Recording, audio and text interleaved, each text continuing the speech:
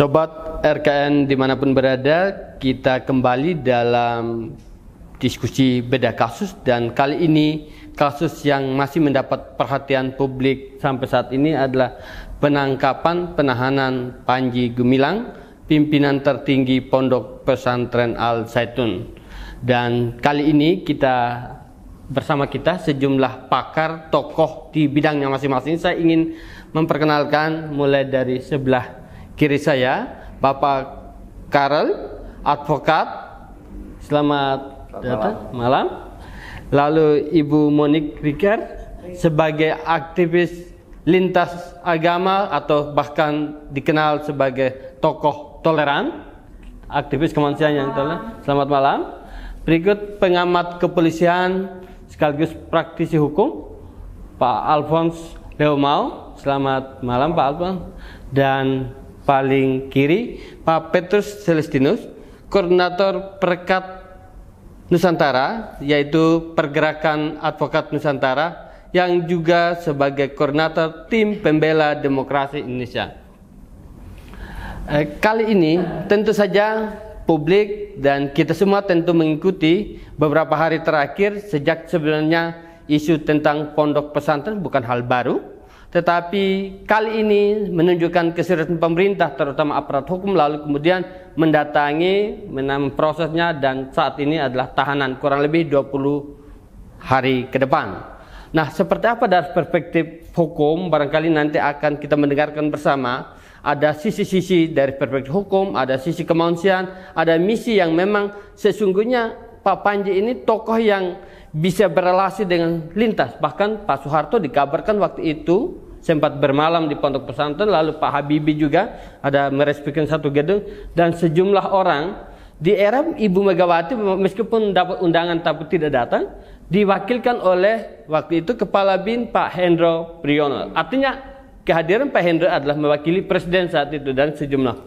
Nah, saya ingin update terakhir dari perspektif Pak Karel, atau Pak Karel dulu, melihat ini kan awalnya kan soal diduga pencemaran agama, lalu kemudian penistaan agama, lalu kemudian bergeser menjadi dugaan tindak pidana pencucian uang. Silakan Pak Karel. Ya, saya mengamati kasus yang menerpa Syekh Panji Gumilang ini, itu ada keanehan tanda kutip. Artinya apa? Katanya penistaan agama, tapi kemudian lari lagi ke pencucian uang.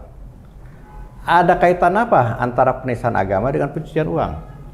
Ya, kalau korupsi bisa, penipuan bisa, terorisme itu bisa, penistaan agama. Nah, ini yang saya bingung ya. Apalagi Prof Mahfud ini sepertinya ikut cawe-cawe sebelum waktunya dan cenderung ya intervensi, sehingga akhirnya Polri dengan sangat terpaksa harus menetapkan Panji Gumilang ini sebagai tersangka. Itu yang saya amati. Jadi memang ada keanehan-keanehan yang terjadi ya. Nah, kalau ini penistaan agama, ada lagi kaitannya dengan negara Islam Indonesia, NII. Kalau ini NII, sebagaimana tadi moderator sampaikan, bahwa beberapa presiden, termasuk Presiden Soeharto yang begitu kuat, itu pun pernah bermalam di sana. Artinya, di mana ada NII-nya, ya, tolong juga dibuktikan supaya masyarakat nggak bingung, ya. Jangan sampai nanti penegakan hukum kita adalah penegakan hukum yang sudah mentarget seseorang yang sebetulnya mungkin bersalah kalau dicari-cari kesalahannya, ya. Tapi di sini saya nggak melihat arahnya kemana. Ada yang bilang NII, ada bilang penistaan agama, ada juga bilang pencucian uang. Ini membuat bias. Saya sebagai advokat aja sedikit membuat bingung ya. Makanya ini tertarik saya untuk mempelajari, mendalami hal ini. Begitu yang bisa saya sampaikan. Baik, terima kasih Pak Karel. Nanti Ibu terakhir ya. Saya lanjut dulu dari praktisi hukum, Pak Alphonse. Yap. Penangkapan penahanan terhadap seorang pimpinan pesantren merupakan fenomena yang menarik di saat ini, dan menurut kami sudah saatnya masyarakat perlu dicerahkan tentang kepastian hukum terhadap sebuah persoalan hukum. Karena kalau seperti tadi kita dengar dari penjelasan maupun beberapa media pernah mengangkat, mulanya omong tentang NII, Negara Islam Indonesia, sehingga ada berbagai nama yang dikaitkan dengan Panji Gumilang, seolah-olah ini dia adalah merupakan perwujudan daripada pimpinan negara Islam Indonesia di masa kini. Kemudian ada pencucian uang, dan terakhir sekarang penistaan agama. Kita seolah sedang dicekoki iming-iming kebodohan agar takut ada setan. Jadi seolah negara Islam Indonesia pertama setan, tapi hilang setannya, setan barunya jadi penistaan agama. Jadi sebenarnya masyarakat ini harus dicerahkan. Sebenarnya kalau sebuah peristiwa pidana berangkat daripada norma-norma hukum, norma apa yang terlanggar. Nah, kalau norma itu tidak jelas, jangan mengada-ada. Karena norma seperti sekarang penistaan agama sangat multitafsir. Saya berpikir kalau seorang Ahok dikenakan penistaan agama, agak masuk akal. Ahok ini non-muslim, coba-coba menafsirkan ayat-ayat Quran dan segala macam, dan dianggap tafsirnya keliru walaupun dia mengacu pada Gus Dur. Nah, yang saya heran kalau penistaan agama jadi pasal hari ini dipersangkakan, Syekh Panji Gumilang ini alumnus Pondok Pesantren Modern Gontor, alumnus IAIN. Jadi seorang yang belajar di pondok pesantren dengan baik, IAIN, terus kalau dia menista agamanya sendiri, rasa-rasanya ini kok dia ini setan yang ketakutan terhadap setan sendiri kan. Nah, ini yang perlu kita cerahkan pada masyarakat supaya jangan sampai orang ini teraniaya karena pemberitaan-pemberitaan yang sesat, tidak berdasar, bahkan mengada-ada, atau ada manipulasi informasi sehingga sebuah informasi yang bohong apabila disiarkan berulang-ulang itu menjadi kebenaran baru. Ini cara-cara propaganda Hitler di zaman dulu. Udah kuno cara ini sebenarnya, tapi bangsa kita memang masih terbawa untuk semua sekarang seolah-olah melihat ini setan. Makanya kita lihat akhir-akhir ini begitu banyak aparat masuk keluar sebuah pondok pesantren, tempat pendidikan dan sebagainya. Ngapain? Sebab kalau kita lihat bahwa Panji Gumilang sebagai pimpinan pesantren mendidik sekian banyak santri, sepanjang sejarah penangkapan para teroris di Indonesia belum pernah saya dengar teroris itu yang terafiliasi dengan Al Zaitun. Tidak ada. Kedua, tugas mencerdaskan bangsa secara konstitusi itu tugas negara. Kok hari ini ada orang sipil, ada orang swasta mendidik bangsa, anak bangsa, ribuan orang yang dia sebenarnya mengemban tugas negara, mewakili negara, kok tiba-tiba negara perlakukan dia seperti seorang penjahat seperti itu. Ini aneh bagi saya. Kurang kerjaan apa? Kenapa negara tidak urus uang negara yang dikelola BUMN bisa rugi? Ini dia tidak kelola uang negara. Uang dari berbagai sumber yang tidak perlu dipersoalkan karena udah masuk dalam sistem keuangan yang tidak pernah dipertanyakan dari mana. Kadang-kadang katanya dari misalnya hamba Allah misalnya. Bagaimana mengaudit itu? Nah, tiba-tiba mulai ke pencucian uang. Jadi sebuah fata morgana hukum seolah ada sebuah danau di padang pasir, padahal sebenarnya nggak ada. Nah, jangan sampai masyarakat Indonesia tuh dibodoh-bodohi dan kondisi semacam itu dan masuk pada kebodohan itu sendiri. Demikian menurut saya. Baik, Pak Petrus. Tadi Pak Karel dan Pak Alfon melihat semacam ada kejanggalan dalam penanganan ini. Mungkin ada perspektif lain atau narasinya seperti sama atau seperti apa? Silakan Pak Petrus. Baik, terima kasih. Saya melihat dari syarat-syarat penahanan terhadap seseorang ya. Kalau kita melihat rekam jejak Profesor Dr. Panji Gumilang, dia seorang pimpinan pondok pesantren, jam terbangnya udah sangat tinggi, usia juga sudah boleh dikatakan sudah sepuh, lalu menghadapi perkara yang ya boleh dikatakan perkara yang biasa lah, yang udah umum. Soal penistaan agama itu adalah perkara yang kalau di dalam tindak pidana pun dia masuk tindak pidana biasa, ya bukan tindak pidana yang khusus. Jadi penahanan terhadap Panji Gumilang menurut saya ini adalah tindakan yang berlebihan dari pihak kepolisian. Karena pertama dilihat dari usia dan kesehatannya, yang bersangkutan tidak harus ditahan. Ya, dia sudah sepuh. Yang kedua, dia memiliki tanggung jawab besar karena harus mengurusi ribuan santri. Ya, lembaga itu pun adalah lembaga pendidikan yang resmi, yang direstui dan didukung oleh pemerintah dari sejak pendiriannya sampai sekarang. Ya, mengelola uang begitu besar, ya, segala sesuatunya memerlukan keputusan dari Pak Panji Gumilang. Lalu dengan Pak Panji Gumilang kebebasannya dikekang, kebebasannya dirampas atas nama kepentingan penyidikan suatu perkara, sudah pasti pengelolaan pendidikan di sana mengalami hambatan, belum lagi dampaknya terhadap ribuan santri yang ada di sana. Itu yang saya lihat, aspek-aspek seperti ini tidak dipertimbangkan oleh penyidik. Mereka terlalu dini menahan Panji Gumilang tanpa mempertimbangkan, karena tidak mungkin juga Panji Gumilang melarikan diri. Dia seorang tokoh besar, ya. Dia seorang pimpinan pondok pesantren yang itu tadi saya katakan jam terbangnya sangat tinggi, sehingga tidak ada urgensi dari penyidik untuk menahan terkait dengan kepentingan pemeriksaan. Ya kalau perlu penyidiknya datang ke pondok pesantren karena dia sudah tua, dia juga sedang kurang sehat. Kira-kira itu.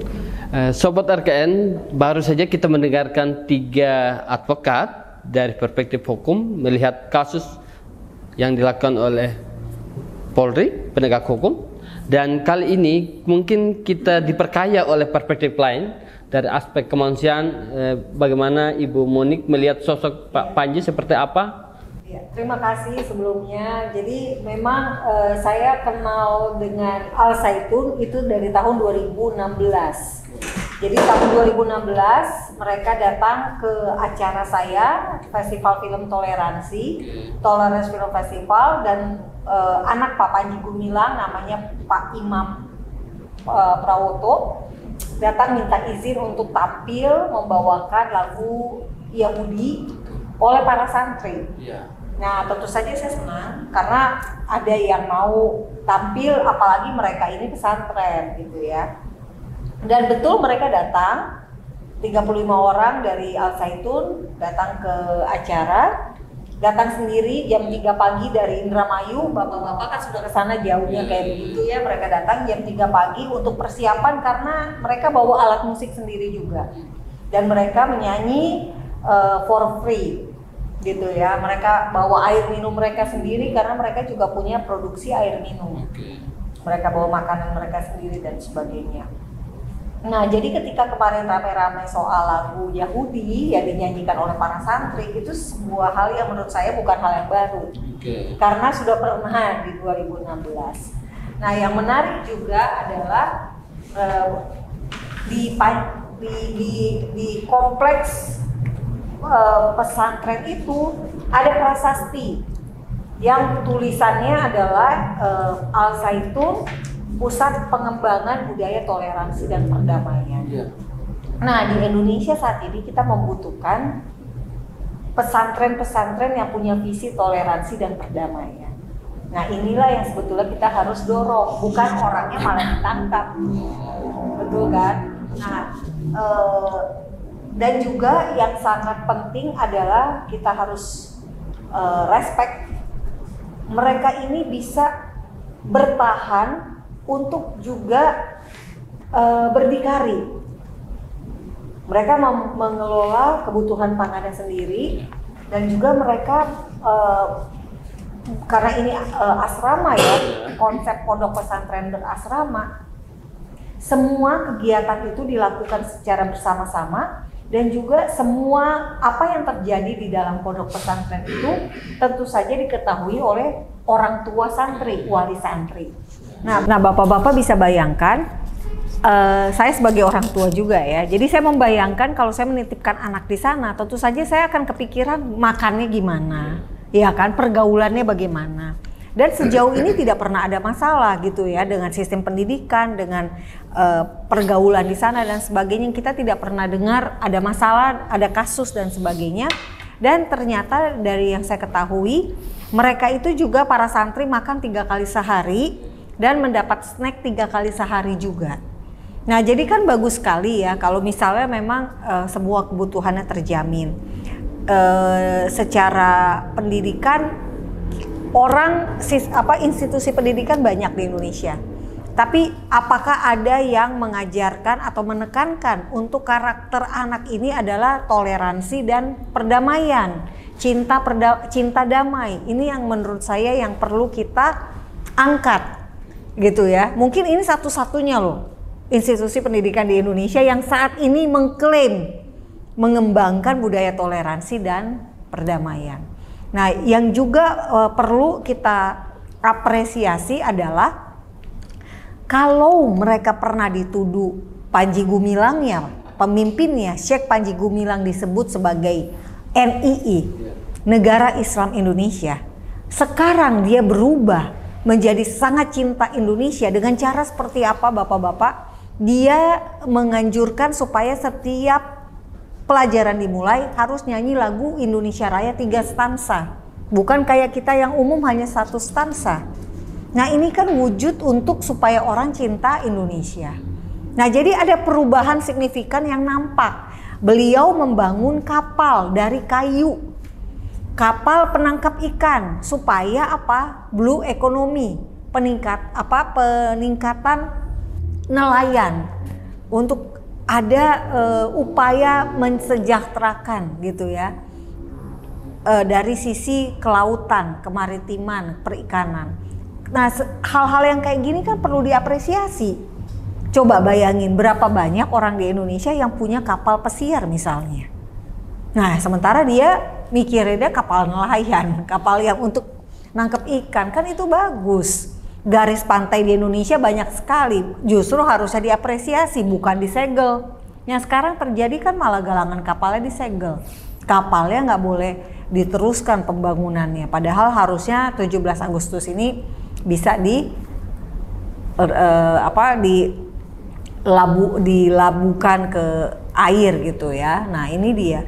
Jadi sayang sekali dengan adanya penangkapan yang penahanan semuanya berdasarkan sesuatu yang belum pernah ada tabayun istilahnya kan. Datang langsung ke sana untuk melihat, mencari tahu dan sebaiknya memang Pak Panjinya dilepaskan. Karena apa? Karena beliau sangat bertanggung jawab terhadap 8.600 anak yang saat ini belajar di Al Zaitun.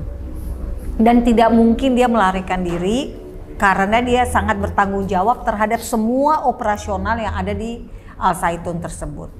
Termasuk juga yang tadi ya, untuk pangan, kapal dan yang lainnya. Demikian dari saya. Baik, terima kasih Ibu Monik. Saya kira dari sisi kemanusiaan dan bahkan boleh dikatakan mewakili ibu-ibu dari ribuan para santri melihat sosok Pak Panjinya seperti itu. Tadi dari sistem keterbukaan, informasi kepada santri dan orang tuanya itu berjalan menurut Ibu Monik. Dan tentu saja akan memberi kenyamanan bagi orang tua yang menyekolahkan anaknya di ini. Nah, saya ingin ke Pak Karel. Dari perspektif kemanusiaan tadi sosok Pak Panji misalnya, apakah itu tidak menjadi atau bisa dijadikan pertimbangan untuk misalnya menangguhkan penahanan Pak Panji atau seperti apa dari perspektif hukum? Ya, harusnya apa yang disampaikan Ibu Monik tadi dan Pak Petrus juga ya, demikian juga Bang Alphonse, itu tentu harusnya jadi pertimbangan. Karena hukum itu kan bukan untuk balas dendam ya, untuk menghukum orang, apalagi orang yang sudah sepuh. Hukum itu kan adalah untuk membina orang.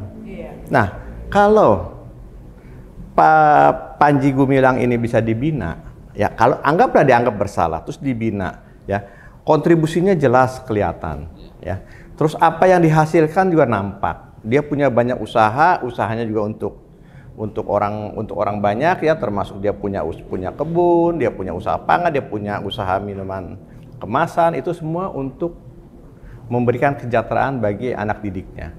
Ya, harusnya itu menjadi pertimbangan. Kalau sampai hal-hal yang kita gambarkan tadi di sini tidak menjadi pertimbangan, saya melihat ini ada target. Ya. Yang sangat saya sesalkan adalah siapa yang menargetkan ini. Apakah ingin mengambil asetnya Al Zaitun ya dengan cara yang mudah, dengan cara yang gampang, atau apa? Nah, yang sering cawe-cawe di sini saya melihat sekali lagi, saya tidak anti Pak Mahfud, tapi saya lihat Pak Mahfud punya atensi terhadap kasus ini. Apakah Pak Mahfud juga ingin mengambil aset itu? Nah, nanti kita lihat ya bagaimana akhir ending dari peristiwa ini, kecuali kalau memang Pak Panji Gumilang ini oke lah, kalau dinilai ada masalah hukum, proses hukum berjalan, orangnya dibebaskan ya, orangnya diberi kesempatan untuk menjalankan seluruh apa yang dia sudah lakukan selama ini. Itu yang sehingga tidak membuat orang tua yang menaruh anaknya juga dirugikan. Ya, seperti itu sementara ini. Ya.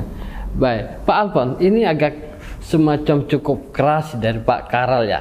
Ada cawe-cawe sekelas Menko Polhukam Mahfud MD misalnya, lalu kemudian siap-siap aja ditangkap.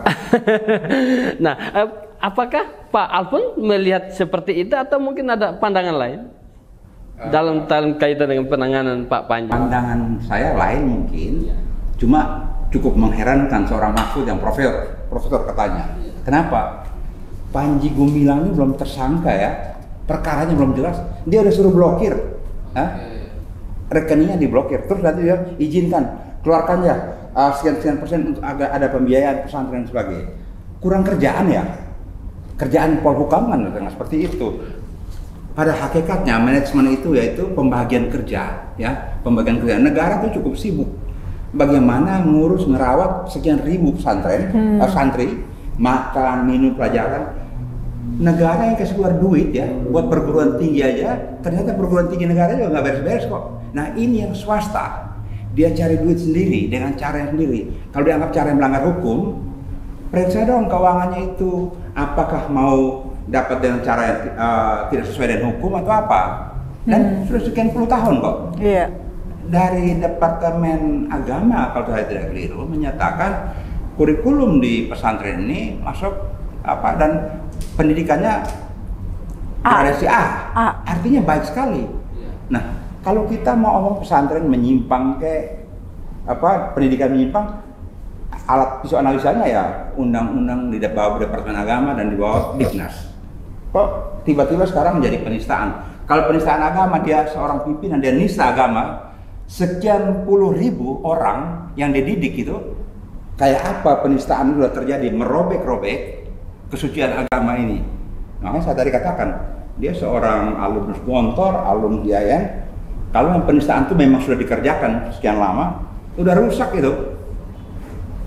Nila setitik merusak susu sebelanga. Dia sebagai seorang pimpinan tiap hari ajarin kesesatan, menista, udah rusak itu. Nah sekarang kita cari tahu berapa ribu alumnus pesantren yang udah merusak ketaatan beragama di Indonesia. Dan kalau kita lihat-lihat, belum pernah kita dengar istilahnya ada persoalan-persoalan yang sangat mendasar terjadi di sana. Ada juga yang ngomong ada terjadi hubungan seks dan dibayar, ternyata tidak seperti itu. Jadi sangat bombastis pemberitaan-pemberitaan yang disebarkan seolah-olah yang sengaja ada proses pembusukan yang direncanakan. Nah kalau tadi dikatakan jangan-jangan ini suatu upaya mau merampok, taruhlah secara terstruktur, karena mungkin kalau orang lihat punya rekening sekian ratus, so what? Apa ada larangan kalau seseorang punya rekening sekian banyak? Kalau tidak wajar pun silahkan aja cari di mana pasalnya. Atau kalau dia sekarang punya kekayaan sekian, mulai kapan orang kaya dilarang? Justru kalau ada masyarakat bangsa yang kaya dan mendidik putra-putri bangsa secara baik, diberi penghargaan. Ketiga saya lihat, kita baca-baca juga, saya juga pelajari. Isu-isu NII ini KW9. KW9 dulu ini binaan daripada institusi negara, bagaimana agar ada penetrasi, agar NII yang sebenarnya Kartosuwiryo punya turunan dan sebagainya itu dia terpotong, terguras dan sebagainya terguras. Ini pahlawan sebenarnya dia, karena dia bisa penetrate. Kita kalau nonton film-film spy, itu pernah ada agen Mossad, jadi wakil menteri pertahanan satu negara di sana, akhirnya dia digantung kan dia disusupkan Di Suriah. di Suriah untuk bagaimana masuk ke sistem. Nah, Panji Gumilang ini kalau boleh kita samakan disusupkan untuk masuk merusak struktur NII. Nah, kalau kita nonton Mission Impossible, memang setiap misi tersebut yang memberikan menyusup itu tidak akan mau ngaku dia suruh. Tapi sekarang kita lihat dengan Panji Gumilang berkibar dengan KW9-nya, NII-nya kan berantakan, nggak punya konsep, tenggelam. Nah, apakah ini bukan sebuah perjuangan clandestine untuk operasi cipta kondisi yang memang didesain oleh negara agar jangan terjadi hancur berantakan negara ini yang dasarnya TI dan NII. Nah, menurut saya seorang Panji Gumilang harus mendapatkan apresiasi tinggi karena kalau dia dulunya begitu dia berubah dan sekarang wawasan kebangsaannya saya kira sangat tinggi. Kalau kita dengar pidato-pidato dia boleh diadu dengan yang merasa lebih nasionalis, yang lebih patriotik, boleh diadu karena dia udah memperjuangkan sekian ribu orang menjadi orang terdidik. Dan sekian puluh ribu orang ex pesantren cari tahu kapan ada kejahatan, cari tahu kapan ada korupsi mungkin dan sebagainya. Apakah ada dari Al Zaitun ini punya alumnus atau memang mereka meneruskan kebaikan-kebaikan itu menjadi garam di tengah masyarakat Indonesia yang begini beragam dan saat-saat ini memerlukan sebuah harmonisasi, toleransi antar manusia bangsa ini. Demikian saya kira. Izin bertanya. Tadi Bang Alphonse bilang KW9. Apa itu KW9? Nah, apakah itu yang bukan ori atau apa istilah KW itu? Ini juga istilah-istilah sama aja kita bilang ada setan, tapi kita nggak pernah lihat setan itu yang mana sebenarnya. KW itu komandemen wilayah. Seolah-olah ini kalau negara itu terdiri dari teritorial. Kalau ada ibu-ibu yang sering bilang wali murid, jangan dilihat di situ, lihat di teritorialnya. Seolah-olah ada pemerintahan secara terstruktur dengan kerajaan-kerajaan atau dengan pimpinan-pimpinan yang sedang menggerogoti negara ini seolah-olah. Dan cara mereka katanya dulu kumpul duit dengan cara-cara yang tidak halal dan sebagainya. Tapi sekian puluh tahun kok nggak pernah ada yang ditangkap terhadap praktek-praktek serupa itu. Kemana aparat penegak hukum, kemana intel baik kepolisian maupun berbagai instansi mengidentifikasi persoalan-persoalan pelanggaran hukum itu untuk memperkaya yayasan ini ataupun pesantren ini. Karena buah daripada hasil kejahatan ya kejahatan itu sendiri. Tapi kita tidak lihat pesantren Al Zaitun menghasilkan buah-buah kejahatan. Bahkan Hendro Priyono seorang tokoh intelijen itu pernah di sana kan, pernah nginep di sana kan, tidur di sana katanya, pernah berkunjung ke sana. Masa dia nggak tahu ya naluri intelijennya jalan dong. Justru kalau saya berpikir Pak Hendro Priyono itu adalah think tank ataupun Pak Muldoko think tank yang mana mereka ikut mendesain bagaimana operasi cipta kondisi agar organisasi-organisasi NII, TI, DII yang memang original itu memang punya niatan-niatan yang tidak baik terhadap negara, bagaimana itu dinetralisir, dipenetrasi agar reda dengan sendirinya tanpa pengorbanan perang. Mungkin zaman DII, TI, Karumusakat kan perang. Mereka punya cara intelijen penggalangan sehingga tergulunglah organisasi itu. Ini keberhasilan daripada operasi intelijen. Saya pikir Pak Hendro bukan orang bodoh. Pada saat itu datang ke sana dan sebagainya. Beliau seorang profesor intelijen yang saya pikir dia tahu persis apa yang terjadi. Jadi menurut saya kalau Pak Hendro ditanya secara jujur, dia akan ngomong, kalian ini sedang bermimpi ngejar setan di siang hari ini. Nah, Panji Gumilang jadi setan di siang hari yang tidak kelihatan wujudnya, tapi diada-adakan bayangannya, gitu kira-kira. Baik sobat RKN dimanapun berada, diskusi makin seru dari berbagai Pak Karel, Ibu Monik dan Pak Alphonse. Kini Pak Petrus dari sebagai koordinator pergerakan advokat Nusantara dan setauku berkaitan dengan pembangunan hukum, selain memang melihat dari segi proses penanganan kasusnya Panji oleh Bareskrim misalnya, tetapi seyogyanya seperti apa ke depan atau dalam kalau andaikan kasus serupa untuk menjadi rekomendasi atau catatan bagi negara atau pemerintah. Silakan Pak Petrus. Ini saya lihat langkah mundur ya, terutama dalam penegakan hukum. Karena kalau kita lihat dari posisi Al Zaitun ini sendiri, dia kan sebuah badan hukum resmi ya. Dia kalau dia yayasan, ada undang-undang yayasan yang melindungi dia. Kalau dia misinya pendidikan, undang-undang pendidikan nasional melindungi dia. Kemudian kalau dia pesantren, kita punya undang-undang kepesantrenan. Artinya berbagai macam perundang-undangan selama ini tidak ada masalah tentang Al Zaitun ini. Terus sekarang ujuk-ujuk ada persoalan penistaan agama yang dipublish sedemikian rupa seolah-olah di sana itu ada masalah besar. Padahal Al Zaitun ini kalau kita lihat dari perjalanannya, ini kan mendapat kepercayaan yang luar biasa dari negara luar. Banyak negara mengirimkan siswanya belajar di mana, di Al Zaitun, ya. Negara-negara di Asia, di Timur Tengah, dan itu sampai sekarang berlangsung. Jadi kalau sekarang ini kemudian muncul kasus penistaan agama dan targetnya itu langsung kepada Panji Gumilang, maka kita pertanyakan seperti yang Pak Karel katakan tadi, apakah di balik ini ada target lain untuk mengambil alih, untuk mengelola aset yang begitu besar yang sekarang ini dikelola oleh Yayasan Al Zaitun. Karena bagaimanapun juga sudah terdata semua, kekayaannya triliunan, kemudian siswanya juga puluhan ribu, belum lagi alumninya sudah tersebar di berbagai instansi pemerintah. Tidak ada masalah. Kok sekarang di usia 70-an tahun lebih, 77 ya? 77. Di usia 77 tahun, seorang Panji Gumilang dituduh melakukan penistaan agama, lalu masuk ke pencucian uang. Itu yang kita tidak ketemu korelasinya. Jadi tindakan kepolisian yang dilakukan saat ini dengan prestasi yang dihasilkan oleh Panji Gumilang begitu besar, tidak balance. Bahkan ruginya lebih banyak. Tindakan kepolisian terhadap Panji Gumilang saat ini tidak balance, bahkan memalukan buat negara-negara yang orang tuanya menitipkan anaknya belajar di pesantren sana. Orang akan bertanya-tanya, ada apa penegakan hukum di Indonesia kok seperti ini? Ada penistaan agama, lalu ada pencucian uang. Apakah dari penistaan agama itu terus dia mendapat aliran uang dari berbagai pihak sehingga menjadi triliunan? Ini kan kita tidak ketemu korelasinya. Jadi ini sekali lagi sangat memalukan dan ini adalah langkah mundur.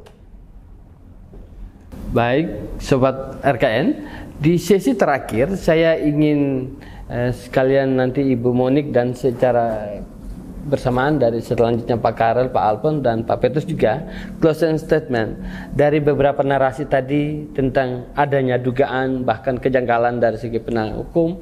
Ibu Monik, mungkin ada apa yang perlu disampaikan kepada aparat penegak hukum juga kepada bangsa ini?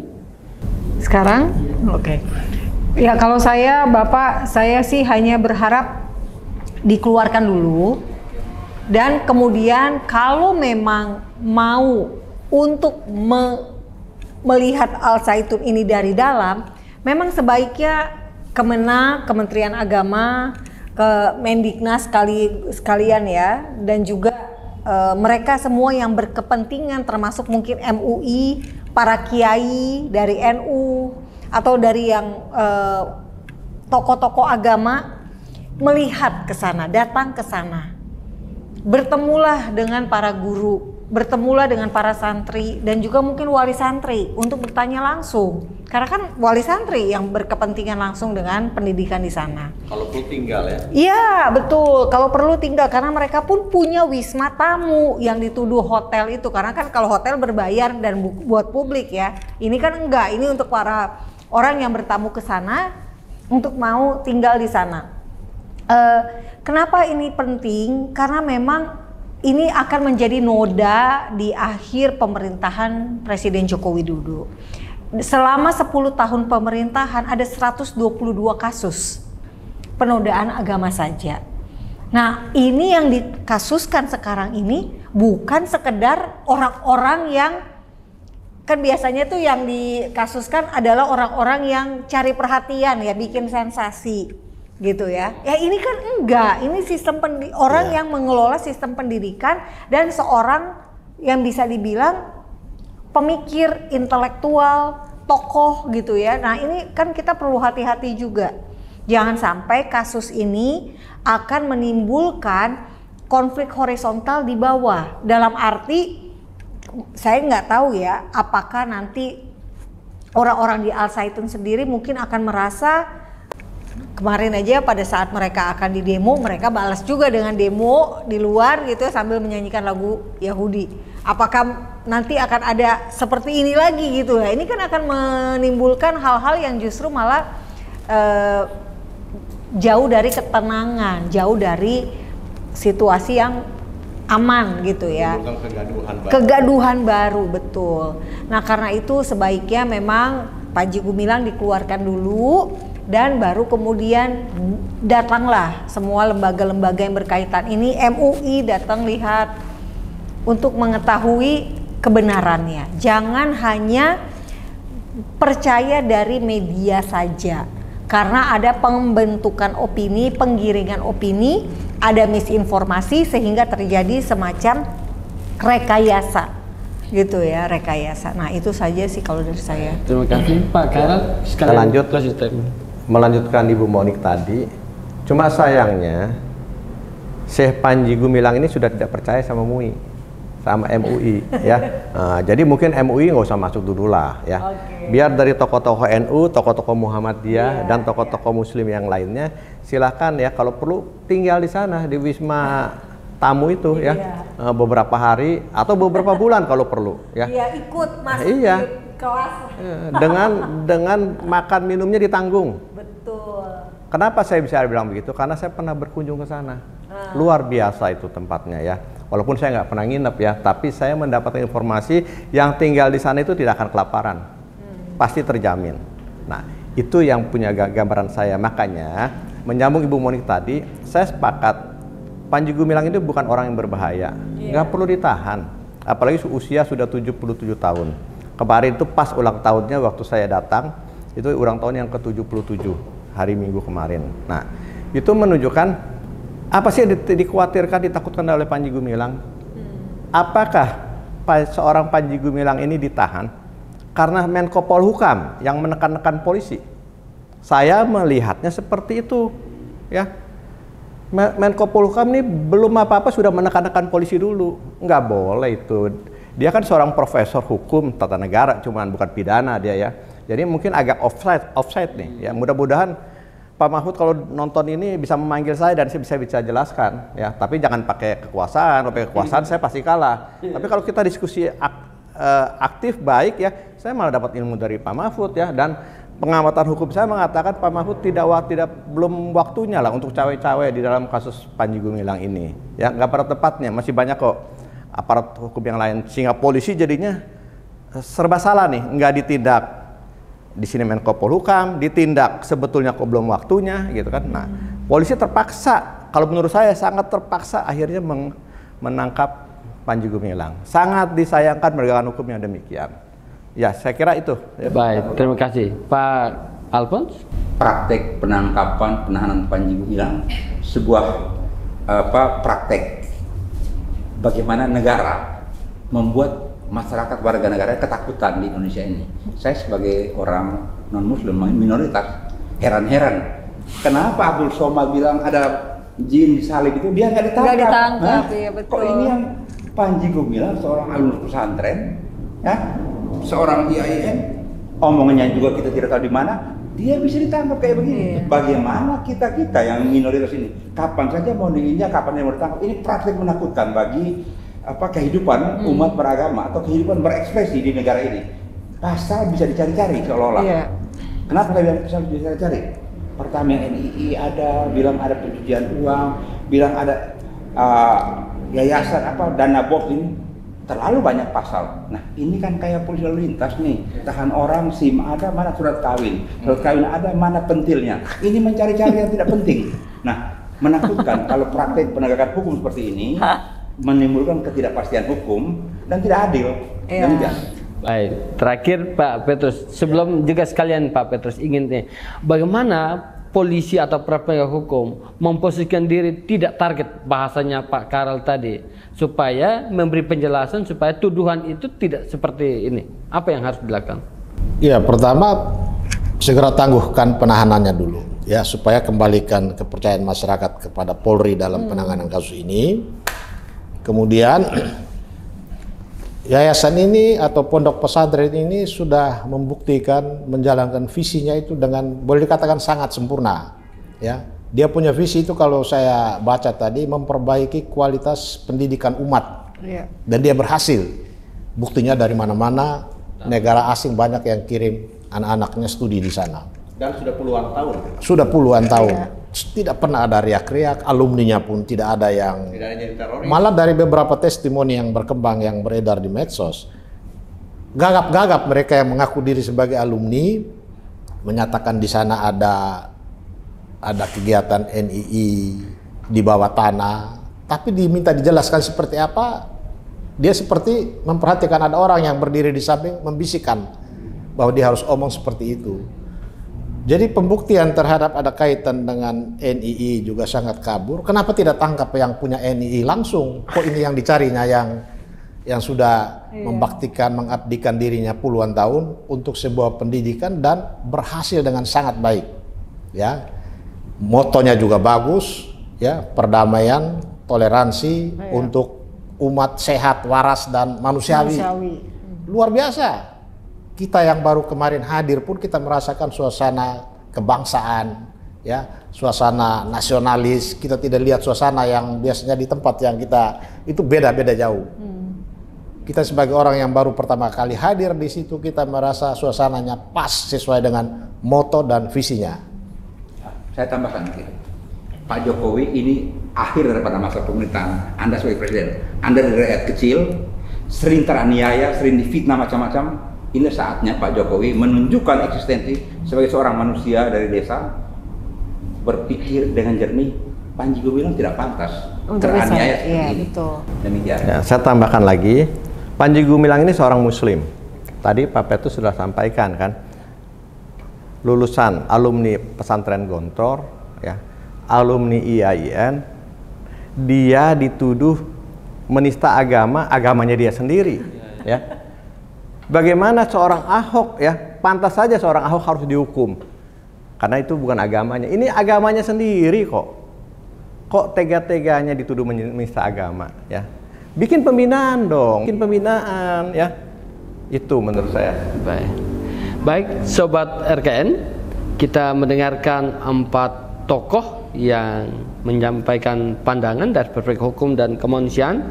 Kiranya publik juga mencermati gagasan rekomendasi tadi dan terutama penegak hukum memberikan perhatian ada beberapa harapan tadi agar Pak Panji Gumilang segera ditangguhkan penahanannya dan agar misi utamanya dapat berjalan dalam kaitan dengan pembinaan di jangan cawe-cawe lagi lah, biarkan berjalan dengan baik. Baik, saya Freddy Batari, saya ucapkan selamat pada Pak Karal, Ibu Monik, Pak Alfon dan Pak